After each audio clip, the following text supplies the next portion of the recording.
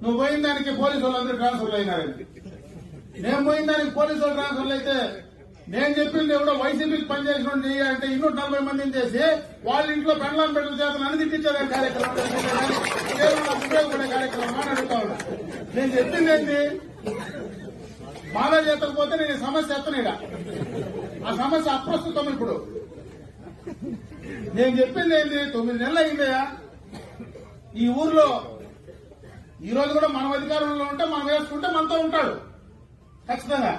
5 ఏళ్ళు ఇంకోటి అధికారంలోకి వస్తే ఇంకోటితో పోవాలి. అది మనం పర్మనెంట్ కాదు, అధికారులు పర్మనెంట్, వాళ్ళ ఉద్యోగస్తులు పర్మనెంట్. ఎవరు అధికారంలో ఉంటే వాళ్ళకు అనుకూలంగా వాళ్లకు పూర్తిగా కూడా తొత్తులుగా పనిచేయరు, కానీ వాళ్ళకు కొంత సంబంధాలు ఉంటాయి. ఆ సంబంధాలు ఉంటాయా, కనెక్షన్ పెరిగాయి, పక్కన వేరే కనెక్షన్ తీసుకొని చెప్పిన. కనెక్షన్ పూర్తిగా లైట్ మనగాల్సిందే కదా. ఈ కనెక్షన్ పెరిగి ఆ ప్లగ్ ను తగిలించు అంతే. నేను చెప్పింది ఏముంది, సింపుల్ కదా, ఏడైనా ఒకటే కదా.